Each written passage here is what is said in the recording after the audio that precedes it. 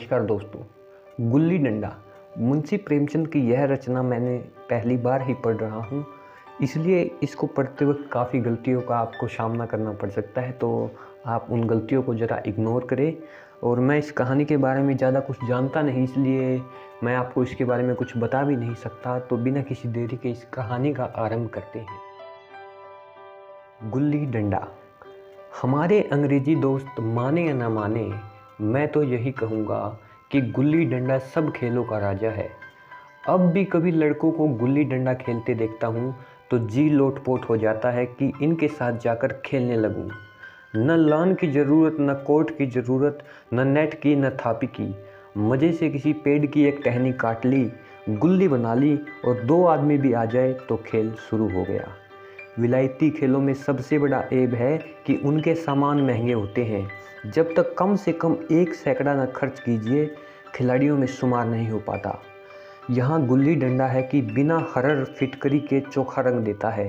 पर हमें अंग्रेजी चीज़ों के पीछे ऐसे दीवाने हो गए हैं कि अपनी सभी चीज़ों से अरुचि हो गई है। स्कूलों में हर एक लड़के से 3-4 रुपये सालाना केवल खेलने की फ़ीस ली जाती है।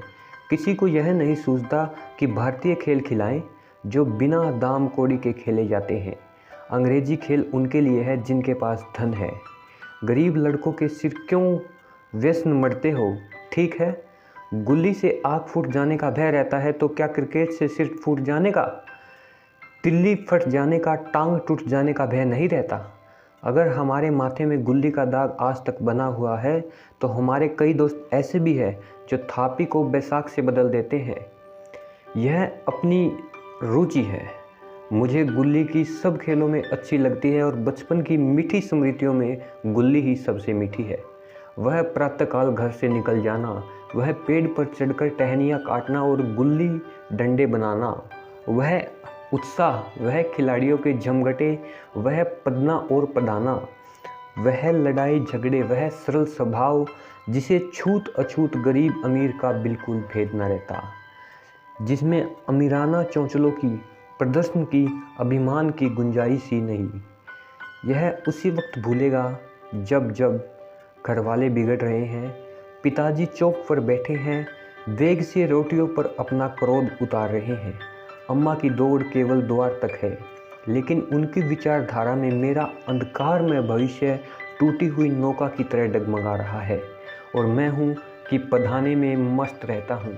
न नहाने की सुध है, न कहने की। गुल्ली है तो जरा सी, पर उसमें दुनिया भर की मिठाइयों की मिठास और तमाशों का आनंद भरा हुआ है। मेरे हम जोलियों में एक लड़का गया नाम का था।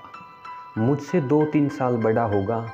दुबला, बंदरों की सी लंबी लंबी पतली पतली उंगलियां, बंदरों की सी चपलता, वह झल्लाहट। गुल्ली कैसी ही हो, पर इस तरह लपकता था जैसे छिपकली कीड़ों पर लपकती है। मालूम नहीं उसके माँ बाप थे या नहीं, कहाँ रहता था, क्या खाता था, पर था हमारे गुल्ली क्लब का चैंपियन। जिसकी तरफ वह आ जाए उसकी जीत निश्चित समझो। हम सब उसे दूर से आते देख उसका दौड़कर स्वागत करते थे और अपना गोया बना लेते थे। एक दिन मैं और गया 2 ही खेल रहे थे। वह पदा रहा था, मैं पद रहा था, मगर कुछ विचित्र बात है कि पदाने में हम दिन भर मस्त रहते हैं, पदना 1 मिनट भी अखरता है। यहाँ दोस्तों पद ही लिखा हुआ है, हालांकि होता पढ़ है, या मुंशी प्रेमचंद ने कुछ लिखा हुआ या मिस प्रिंटिंग कुछ हो सकता है। आगे जारी रखते हैं। मैंने गला छुड़ाने के लिए सबे चाली चली, जो ऐसे अवसर पर शास्त्र विहित न होने पर भी क्षम्य है, लेकिन गया अपना दांव लिए, बगैर मेरा पिंड न छोड़ता। मैं घर की ओर भागा, अनुय विनय का कोई अवसर न था। गया ने मुझे दौड़कर पकड़ लिया और डंडा तानकर बोला, मेरा दांव देकर जाओ। पदाया तो बड़े बहादुर बन के, पदने पर क्यों बेर खाते हो? अच्छा दोस्तों, यहाँ पदने का मतलब हम जो आप नहीं समझे, पिदाना होता है उसको खेल में थोड़ा रगड़ना या दूर भगाना, या कहे तो बैट्समैन जब रन मारता है क्रिकेट में, वो फील्डर को पिदाता है या भगाता है, उसे पदाने के रूप में प्रयोग किया है। तो मैं आपको बता रहा कि मैं पहली बार यह पढ़ रहा था तो मैं समझ नहीं पाया, अब आप समझ लीजिए, यहाँ पदाना ही लिखा हुआ है। तुम दिन भर पदाओ तो मैं दिन भर पदता रहूं? हाँ, तुम दिन भर पदना पड़ेगा, न खाने जाऊं न पीने जाऊं। हाँ, मेरा दाव दिए बिना कहीं नहीं जा सकते। मैं तुम्हारा गुलाम हूँ। हाँ, मेरे गुलाम हो। मैं घर जाता हूँ, देखूँ मेरा क्या कर लेते हो। घर कैसे जाओगे, कोई दिल लगी है? दाव दिया है, दाव लेंगे। अच्छा, कल मैंने अमरूद खाया था, वह लौटा दो। वह तो पेट में चला गया, निकालो पेट से। तुमने क्यों खाया मेरा अमरूद? अमरूद तुमने दिया तब मैंने खाया। मैं तुमसे मांगने न गया था। जब तक मेरा अमरूद न दोगे मैं दाव न दूंगा। मैं समझता था अन्याय मेरी ओर है। आखिर मैंने किसी स्वार्थ से उसे अमरूद खिलाया होगा। कोई निस्वार्थ किसी के साथ सलूक करता है। भिक्षा तक दो तो स्वार्थ के लिए देते हैं। जब गया ने अमरूद खाया था तो फिर उसके मुझसे दाव लेने का क्या अधिकार है? रिश्वत देकर तो लोग खून पचा जाते हैं। यह मेरा अमरूद यूं ही हजम कर जाएगा? अमरूद पैसे के 5 वाले थे जो गया के बाप को कभी नसीब न होंगे। यह सरासर अन्याय था। गया ने मुझे अपनी ओर खींचते हुए मेरा दाव देकर जाओ। अमरूद समरूद मैं नहीं जानता। मुझे न्याय का बल था, वह अन्याय पर डटा हुआ था। मैं हाथ छुड़ाकर भागना चाहता था, वह मुझे जाने न देता। मैंने उसे गाली दी, उसने उससे बड़ी कड़ी गाली दी और गाली ही नहीं एक चाटा भी जमा दिया। मैंने उसे दांत से काट दिया। उसने मेरी पीठ पर डंडा जमा दिया। मैं रोने लगा। गया मेरे इस अस्त्र का मुकाबला न कर सका। मैंने तुरंत आंसू पोंछ डाले, डंडे की चोट भूल गया और हंसता हुआ घर जा पहुंचा। मैं थानेदार का लड़का एक नीच जात के लौंडे के हाथों पिट गया। यह मुझे उस समय भी अपमानजनक मालूम होता हुआ नज़र आ रहा था, लेकिन घर में किसी से शिकायत न की। भाग 2। उन्हीं दिनों पिताजी का वहाँ से तबादला हो गया। नई दुनिया देखने की खुशी में ऐसा फूला कि अपने हमजोलियों से बिछुड़ जाने का बिल्कुल दुख न हुआ। पिताजी दुखी थे, वह बड़ी आमदनी की जगह थी। अम्मा जी भी दुखी थी। यहाँ सब चीज़ें सस्ती थी और मोहल्ले की स्त्रियों से घराव सा हो गया था। लेकिन मैं सारे खुशी के फूल न समाता। लड़कियों की जीट उड़ रहा था। वहाँ ऐसे घर थोड़े ही हैं। ऐसे ऐसे ऊंचे घर की आसमान से बातें करते हैं। वहाँ के अंग्रेजी स्कूटर में कोई मास्टर के लड़के को पीटे तो उसे जेहल हो जाए। मेरे मित्र की फैली हुई आंखें और चकित मुद्रा बतला रही थी कि मैं उनकी निगाह में कितना सपर्दा हो गया हूँ। मानो कह रहे हो तू भगवान हो भाई, जाओ। हमें तो इसी उजड़ ग्राम में जीना था और मरना भी। 20 साल गुजर गए। मैंने इंजीनियरिंग पास की और उस ज़िले का दौरा करता हुआ उसी कस्बे में पहुंच गया और डाक बंगले में ठहरा।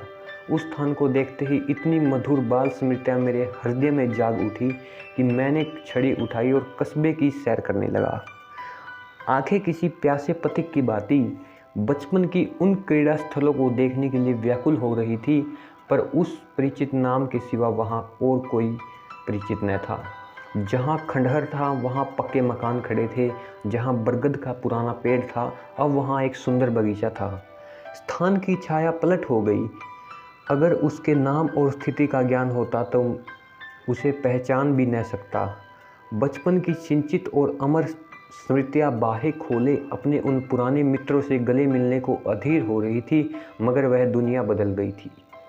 ऐसा जी होता कि उस धरती से लिपटकर रोऊं और कहूं, तुम मुझे भूल गई, मैं तो तुम्हें अब तक वही रूप में देखना चाहता हूँ।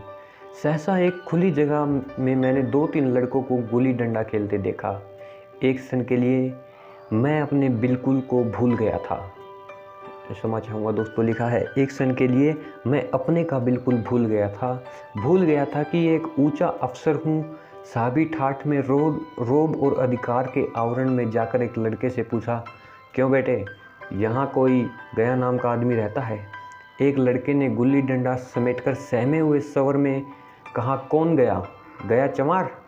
मैंने यूँ ही कहा, हाँ वही। गया नाम का कोई आदमी है? तो शायद वही हो। हाँ है, तो ज़रा उसे बुला सकते हो? लड़का दौड़ता हुआ गया और एक क्षण में एक 5 हाथ काले दाव को साथ लिए आता दिखाई दिया। मैं दूर से ही पहचान गया। उसकी ओर लपकना चाहता था कि उसके गले लिपट जाऊं, पर कुछ सोच कर रह गया। बोलो, कहो गया, मुझे पहचानते हो? गया ने झुककर सलाम किया। हाँ मालिक, भला पहचानूंगा क्यों नहीं। आप मज़े में हो? बहुत मज़े में। तुम अपनी कहो। डिप्टी साहब का साइंस हूँ। मतई, मोहन, दुर्गा सब यह कहाँ है, कुछ खबर है? मतई तो मर गया, दुर्गा और मोहन दोनों डाकी हो गए। आप? मैं तो जिले का इंजीनियर हूँ। सरकार तो पहले ही बड़े जहीन थे। अब कभी गुल्ली डंडा खेलते हो? गया ने मेरी ओर प्रश्न भरी आंखों से, अब गुल्ली डंडा क्या खेलूँगा सरकार, अब तो अंधे से छुट्टी न मिलती, धंधे से छुट्टी न मिलती। आओ आज हम तुम खेले, तुम पदाना हम पदेंगे। तुम्हारा एक दाव हमारे ऊपर है, वह आज ले लो। गया बड़ी मुश्किल से राजी हुआ। वह ठहरा टके का मजदूर था, मैं एक बड़ा अफसर।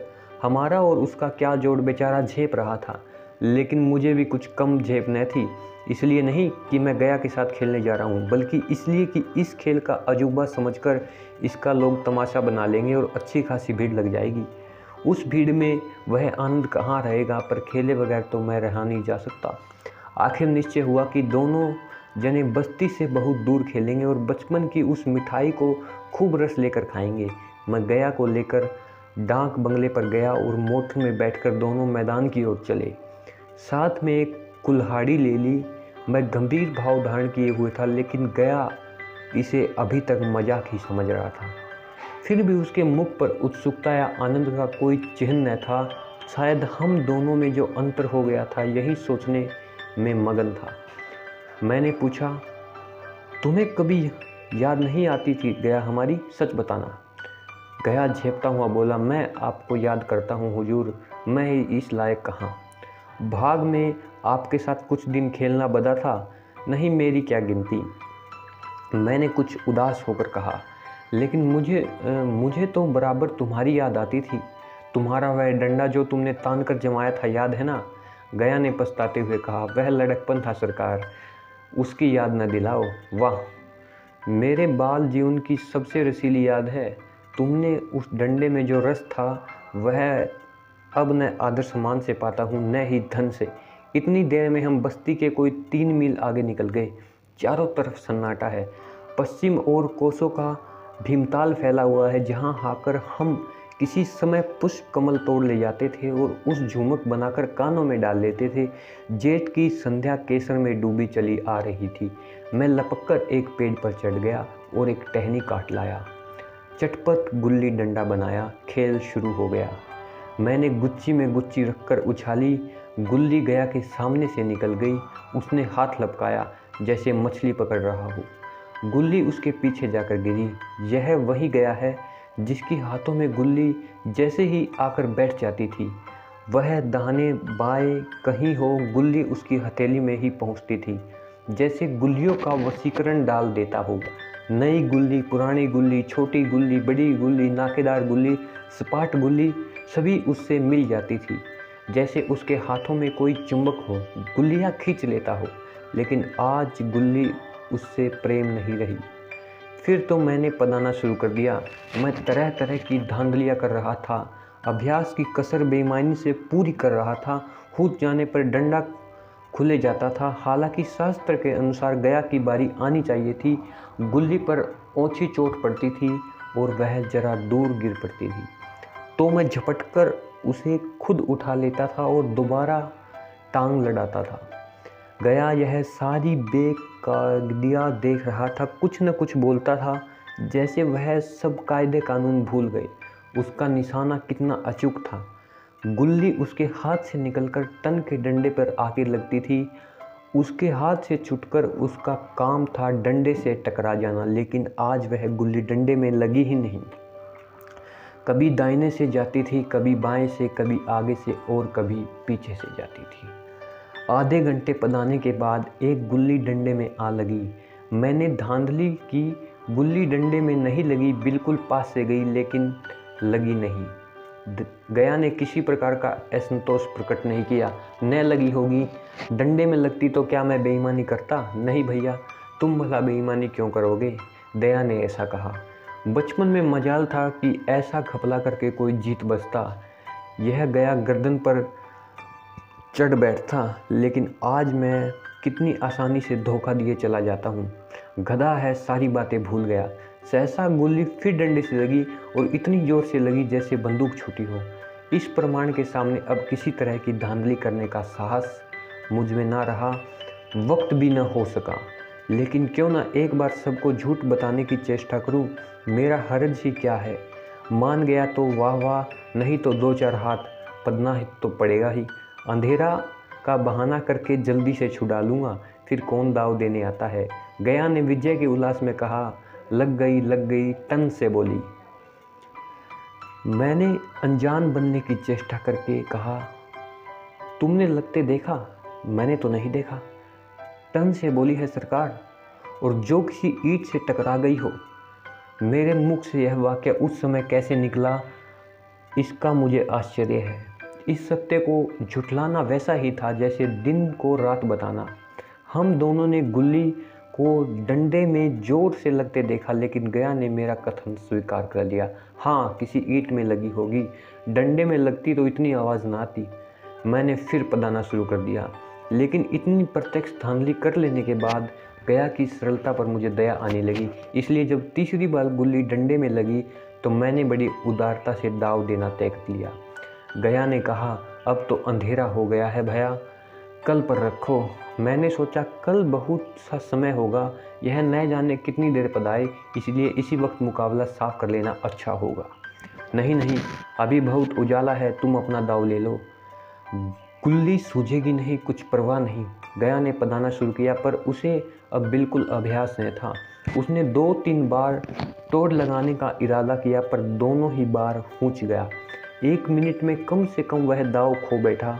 मैंने अपनी हृदय की विशालता का परिचय दिया, इधर लिखा विशालता का परिचय दिया।